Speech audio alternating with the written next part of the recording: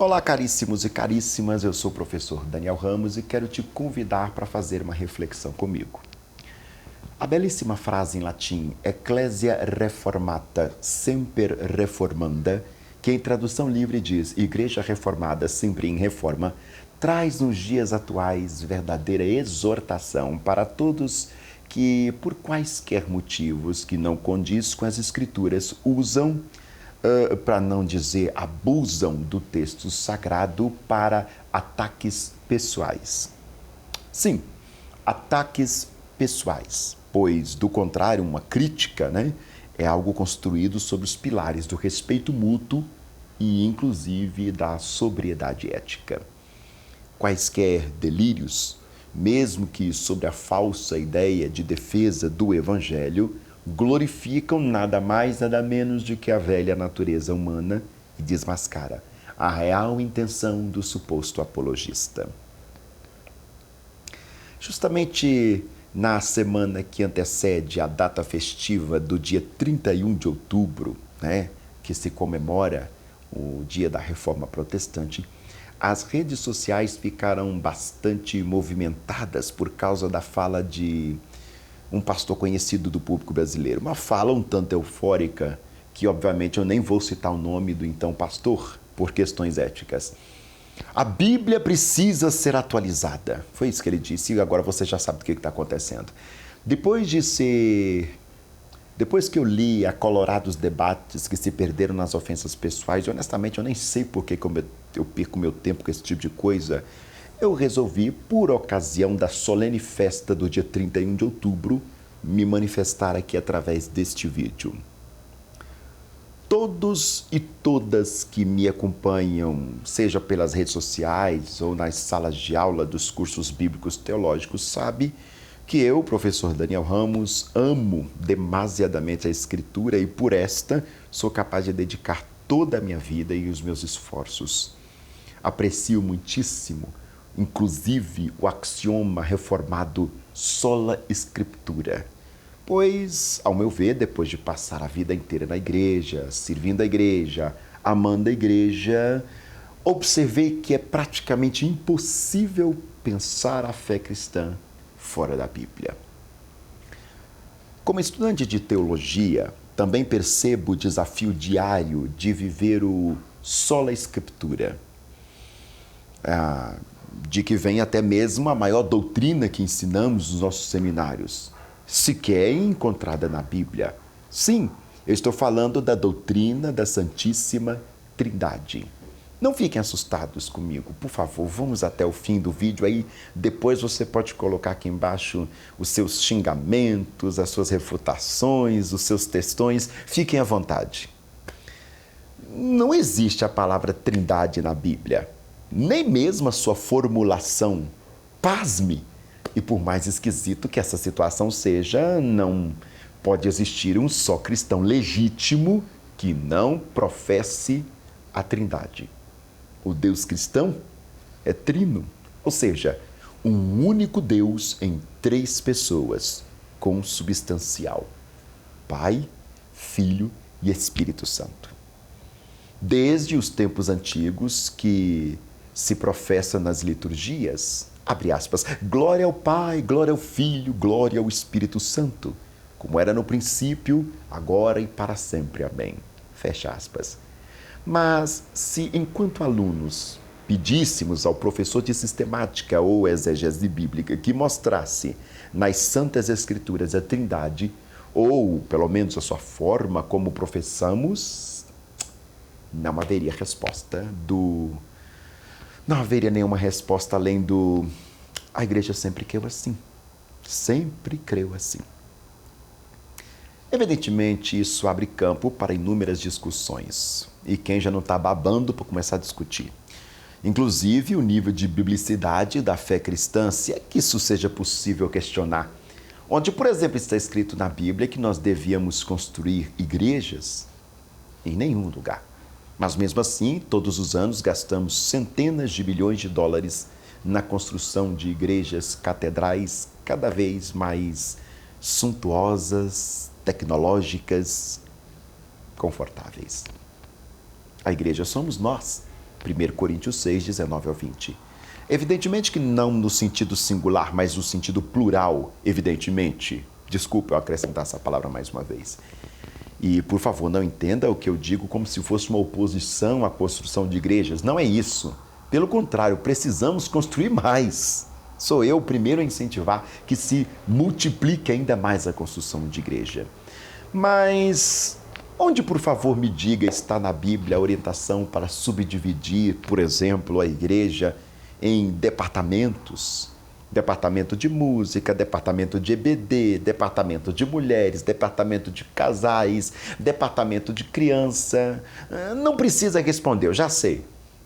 Não tem nenhum comando para esse tipo de comportamento. E praticamente todas as igrejas trabalham sobre essa comum visão departamentalizada. Fecha aspas. Alguém, por favor, pode me mostrar na Bíblia onde está a ordem para celebrarmos a liturgia da ceia mensalmente? Seria razoável. Mas se você não encontrar, pois eu creio que nem vai encontrar, evidentemente, pois nada disso existe nas páginas da Santa Bíblia. E por que diabos, perdoe meu estresse, os crentes se perdem em debates, arrogando para si títulos como defensores do Evangelho, se a suma do Evangelho é o amor encarnado com a missão de apregoar as boas novas de Deus aos pecadores? Não nos impor ainda mais religiosidade exagerada, como já existia muito bem os fariseus no contexto deste amor encarnado. Amado irmão, amada irmã, é perigoso transformar a Bíblia em um objeto de idolatria. Nós amamos a palavra é uma pessoa. A Bíblia ensina a respeito da palavra. E evidentemente o faz com excelência, mas adverte a casa construída na areia, construída sobre os pilares removíveis da razão humana, que diante do contexto temporal se modifica, atualiza. A Bíblia, sem dúvida, é o livro mais atualizado de todos os tempos. E isto não é graças a nós. Devemos aprender muito com a clássica cena dos evangelhos, onde Cristo fora tentado por Satanás. Para um bom estudioso da doutrina, é razoável dizer que Jesus é totalmente homem, totalmente Deus, ensina a cristologia. E nesse contexto que nós estamos tratando aqui, ele foi tentado na sua humanidade, evidentemente, pois Deus é absoluto, não precisa de nada e por isso não poderia ser tentado. Tudo o que o diabo disse a Jesus, ele disse com fundamentação bíblica. Abre aspas, está escrito. E em resposta, Jesus refuta dizendo, mas também está escrito. Fecha aspas. Tecnicamente, dispensando a espiritualidade do texto, se é que isso é possível, abre aspas, a tentação nada mais é do que um debate bíblico. Fecha aspas. A tentação de fato se atualiza em nosso meio quando buscamos nos degladiar, não sei como pronunciar corretamente essa palavra, para defender os assuntos ou perspectivas, em sua maioria, sem relevância eclesial teológica. Que enfado! Como, por exemplo, não existe ministério feminino na Bíblia, não existe levita na igreja, o que era o fruto proibido lá no Jardim do Éden, o que era o tal do espinho na carne de Paulo, Maria teve ou não teve mais filhos além de Jesus, ufa! E muitas outras idiotices. E isso sem contar a multidão de perguntas desnecessárias de alunas e alunas como: professor, você é pré-milenarista ou pós-milenarista? Professor, o senhor é calvinista ou é arminiano? Caríssimos e caríssimas, qual a relevância disso tudo, amados e amadas? 1 Tessalonicenses 5, 21 diz, ouve tudo, fica com o que é bom. Qual a finalidade de tanta energia gasta em debates que não terá nenhum proveito ao reino, pois não edifica, não consola, nem mesmo exorta? Falta em nós um pouco de observação a uma palavra cara nas Escrituras: o contexto. Se crentes no Brasil dizem que levitas são os cantores, qual o problema disso? Apenas uma palavra que sofreu alteração contextual, como tantas outras, por causa do fenômeno linguístico, cultural, dos tempos e tradições diversas. Qual o problema de uma mulher apacentar um rebanho? No Antigo Testamento, Deus levantou, por exemplo, uma juíza, Débora, e através dela deu vitória ao seu povo. Juízes 4.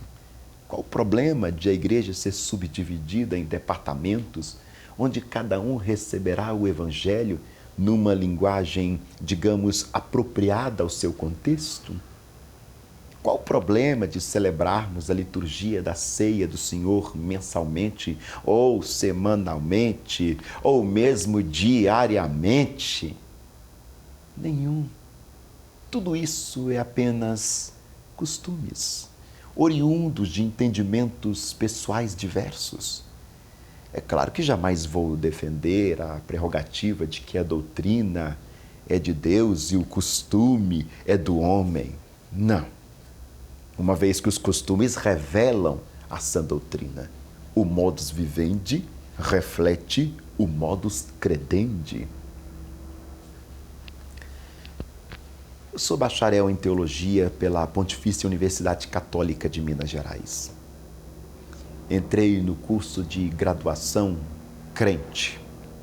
Permaneci no curso de graduação nesta escola crente. E me formei crente. Em nenhum momento a minha fé pentecostal balançou para a hermenêutica católica romana. Nunca. Fui respeitosamente acolhido por eles e aprendi com o diferente a importância da identidade que temos enquanto corpo de Cristo. Sublinhei nossas proximidades em detrimento das diferenças. Você, ouvindo eu dizer isso, deve estar pensando: esse cara é ecumênico.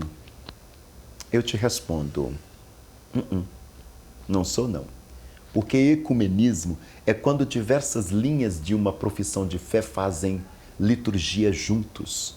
E eu não creio na possibilidade de uma liturgia ecumênica. Talvez numa ação ecumênica, sim, uma ação social, mas uma liturgia não, pois não tem como eu pensar em um padre e um pastor celebrando junto o que nem poderíamos definir como missa e nem como culto. Ambos se perdem, surge uma terceira situação. Por isso, não sou ecumênico. Mas holístico, sim.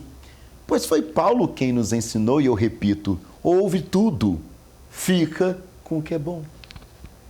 Eu sou nascido e criado na Assembleia de Deus, uma igreja famosa por sua doutrina um tanto rígida, bem como até mesmo preconceituosa com outras denominações. Ainda bem que isso nos últimos tempos tem caído muito, graças a Deus. Aprendi que quem tem identidade pode dialogar com qualquer pessoa. Quem tem identidade, ele não se perde. Ele vai e volta, discernindo quem é. Mais do que nunca, aprendi que a minha espiritualidade não precisa ser cercada pelos muros da minha amada denominação cristã. Não. Mas posso ir sem medo de me perder, pois onde eu estiver, Cristo, o bispo das nossas almas, irá comigo. Como nos ensina 1 Pedro, capítulo 2, verso 25. Amados e amadas, o advento da reforma protestante que aconteceu há alguns séculos, por que não dizer um pouco mais que 5 séculos atrás, pode se perder com o fato de não mais brigarmos para o que é realmente relevante, como fez Lutero e os seus amigos reformadores. O centro da Escritura é Cristo, Salvador da humanidade. Todos os demais assuntos são hermenêuticas contextuais, hermenêuticas pessoais, que de fato precisam ser entendidas dentro do contexto. Eu repito essa palavra, grife ela, contexto, com a ferramenta legítima da exegese. Tudo isso nos dá o maravilhoso direito de dialogar sem se perder no dialoguismo. Eu, professor Daniel Ramos, sou um teólogo protestante, mas leio muitos teólogos e biblistas católicos. Eu sou assembleiano, mas leio muita literatura batista. Sou pentecostal, mas leio muito autor presbiteriano. Sou arminiano, mas jamais dispensaria a contribuição teológica de Calvino. Sou pré-milenarista, mas amo ouvir Hernandes Dias Lopes com a sua escatologia pós-milenarista. A minha teologia é mais paulina, mas não posso negar a contribuição de Libânio. Aprecio místicos como C.S. Lewis, da mesma forma que aprecio São João da Cruz. Mas, afinal de contas, qual é o problema do diálogo? Por que esse medo estranho em partilhar? Parece que ainda ouço Paulo exortando em 1 Coríntios 3, abre aspas, eu sou de Paulo, eu sou de Apolo, sendo que, na verdade, Cristo salvou a todos nós, católicos, protestantes, assembleianos, batistas, arminianos e calvinistas. Pois a salvação, caríssima e caríssima, deixa eu te contar de uma vez por todas, se você não sabe, pertence a Deus. E é necessário, ou seria necessário pensar que é nécio o teólogo ou até mesmo a denominação que arroga esse mistério para si. Cristo morreu por judeus e gentios, unificando a humanidade no novo homem, no Espírito. Eu estou certo que meu desabafo nessas linhas não resolve o problema da divisão do cristianismo, pois já o é um tanto sistêmico. Problema este presente desde os dias do apóstolo João, que insistia a temática, abre aspas, que todos sejam um em volta de um só pastor. João 17, 21 ao 23. A unidade da igreja revela sua autoridade profética. Mas quanto mais nós nos dividimos, quanto mais divididos formos, mais o reino estará distante de nós. A presença do Espírito Santo é glorificado na unidade, enquanto sua ausência se percebe na divisão. Já se vão mais de 5 séculos da Reforma Protestante, que fez do cristianismo a religião mais diversificada de todos os tempos e que continuamente, ano após ano, degladiamos entre nós, esquecendo que o verdadeiro inimigo escatológico está cada vez mais forte e visível, uma vez que se aproxima a esperada volta do Senhor Jesus para buscar a sua igreja. Caríssimo e caríssima, a nossa luta não é contra a carne, nem contra o sangue. Se eu tenho o direito de explicar, não é uns contra os outros que devemos guerrear, mas contra o diabo e seus agentes que operam nas regiões celestiais contra a igreja do Deus vivo. Levanta, amada igreja. Levanta a sua voz para os céus, para que o Senhor envie sobre nós um novo Pentecostes, para que de uma vez por todas entendamos que Ele é o reino e a glória para todos sempre. Amém. Nessa data de 31 de outubro, possamos entender que as hermenêuticas diversas não é o todo que devemos nos apegar, mas humilharmos nossa arrogância e vaidade diante da sabedoria encarnada, Jesus Cristo. Que possamos nos gloriar na cruz de Cristo, como fazia o apóstolo. Jeremias 9, 23 a 24, me deixa muito impactado, porque diz, Abre aspas, assim diz o Senhor, não se glorie o sábio na sua sabedoria, nem o forte no seu poder, nem o rico nas suas riquezas, mas quem se gloriar, glorie-se nisto, em conhecer-me e compreender-me, pois eu sou o Senhor e ajo com lealdade, com justiça e com retidão sobre a terra, porquanto são essas as virtudes das quais tenho prazer, diz o Senhor. Eu finalizo essa provocação, reafirmando minha fé no Deus revelado em Cristo Jesus.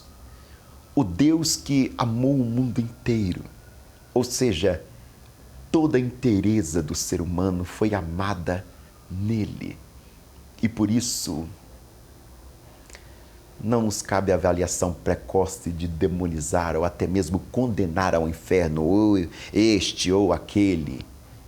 Que o Pai Nosso possa perdoar nossas falhas assim como nós perdoamos os nossos devedores. E eu concluo este vídeo dizendo uma única oração. Kyrie eleison. Cristo, misericórdia. Deus abençoe sua vida. Obrigado.